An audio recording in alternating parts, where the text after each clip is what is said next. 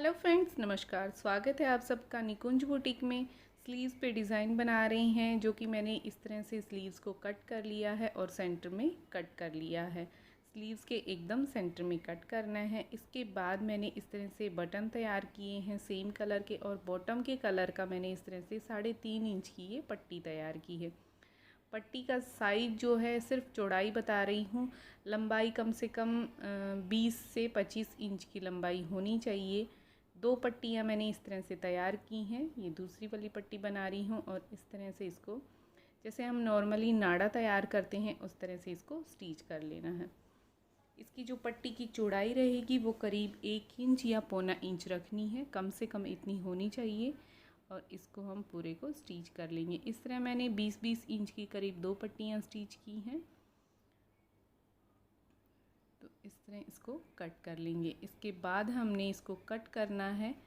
2 से 2.5 इंच की लंबाई हमने इसकी रखनी है। पट्टी की 2 इंच भी रख सकते हैं, 2.5 इंच में ये 2.5 इंच रख रही हूँ, क्योंकि डिज़ाइन के ऊपर आप कितना खुला और टाइट बनाएंगे। ये बाजू हैं और सेंटर से कटी हुई है। इस तरह से मेरी बाजू पे इस तरह से पट्टी है, जैसे किनारी जो होती है वो है।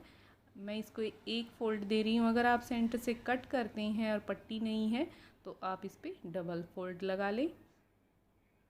और इसको इस तरह से हमने अंदर की तरफ फ़ोल्ड करके सिंगल फ़ोल्ड पे ही मैंने इसको स्टिच किया है। और फिर इस तरह से बाजू को रखेंगे। ऊपर वाला हिस्सा है बाजू का, जहाँ पे ऊपर शोल्डर से हम जॉइंट करते हैं, वो वाले हिस्से ऊपर की तरफ रखे हैं। और फिर हमने पट्टी को कट कर लेना है। 2.5 इंच की पट्टी इस तरह से ली है। ऊपर से 1 इंच का जो हिस्सा है वो हमने प्लेन छोड़ना है, और उसके बाद हमने पट्टी लगानी स्टार्ट करनी है। और पट्टियों का गैप करीब आधा इंच से पौना इंच का गैप होना चाहिए। और धीरे धीरे इस तरह से आधा आधा इंच करीब मैंने इस तरह से गैप छोड़ते हुए सारी पट्टियों को लगा लिया है। पट्टियों को कट करके अपने पास रख लें ताकि आराम से आप लगा सकें। पट्टियाँ जो है 9 से 10 इंच की पट्टियाँ आपकी लगनी है नीचे तक। अंदर इस तरह से फ़ोल्ड करके चेक कर लें कि एक पट्टी कहाँ तक आएगी। तो इस तरह से ये पट्टी एक तरफ लग चुकी है, अब दूसरी तरफ लगाएंगे। और पट्टी के ऊपर ये हिस्सा, जब दूसरा हिस्सा हम बाजू का ऊपर अटैच करते हैं तो ध्यान रहे आर्म होल वाला हिस्सा ऊपर की तरफ हो दोनों का। और इस तरह हमने बिल्कुल बराबर बराबर करते हुए पट्टियों को इसके साथ अटैच कर लेना है। दोनों स्लीव्स को इसी तरह तैयार कर लेंगे और ऊपर से भी एक एक सिलाई लगा देंगे। और गैप हमने दोनों बाजू पे इस तरह से चेक कर लेना है कि हमारा गैप जो है दोनों बाजू में बराबर आए। ऐसा नहीं हो कि एक बाजू में जो है पट्टियों की चौड़ाई ज़्यादा हो और एक में कम। तो इस तरह एक बाजू बनाने के बाद ज़रूर उसके ऊपर रख के आप चेक कर लें और फिर उसके बाद दूसरी बाजू तैयार करें। सारी पट्टियाँ अटैच होने के बाद फिर हमने एक एक सिलाई, एक पैर की सिलाई थोड़ा गैप करके लगानी है। इस तरह से एक पैर का गैप करें और उसके बाद इसको ऊपर से लगा दें, ताकि अच्छे से फिक्स भी हो जाए और दिखने में भी थोड़ा सही लगे।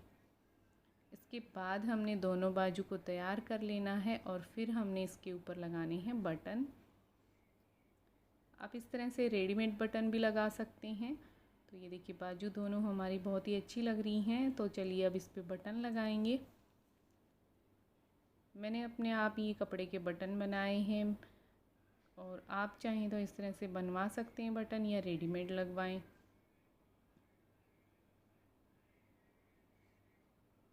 इस तरह से सारी स्ट्रिप के ऊपर मैं बटन लगा दूंगी। आपको एक बटन लगा के दिखा रही हूँ। और फिर हमने इसको अच्छे से पक्का कर देना है बटन को। और इसके बाद देखिए बटन लगने के बाद ये बहुत ही सुंदर लग रही है। देखिए आगे वाला हिस्सा हमारा अभी ओपन है, तो उसको फोल्ड कर देंगे। जहाँ तक हमारी पट्टी है वहाँ तक हमने फोल्ड करना है। बाजू वाले कपड़े को एक्स्ट्रा नहीं रखना है। और इस तरह से वापस मोड़ के फिर हमने एक सिलाई और लगानी है किनारे पे। ये देखिए अब दूसरी तरफ से इसी तरह फोल्ड करेंगे। ये कुछ इस तरह से रहेगी। अब ये वाला हिस्सा भी फोल्ड करना है।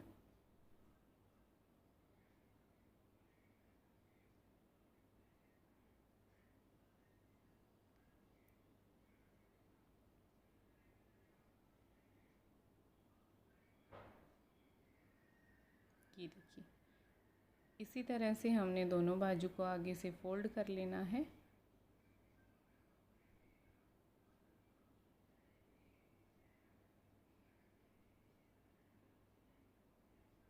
ये हमारी बाजू बनके तैयार है। सो फ्रेंड्स, आपको बाजू का डिज़ाइन कैसा लगा मुझे कमेंट करके ज़रूर बताएं। मेरे चैनल पे नए हैं तो प्लीज़ सब्सक्राइब कर लें और लाइक बटन ज़रूर दबाएं। देखने के लिए बहुत बहुत धन्यवाद।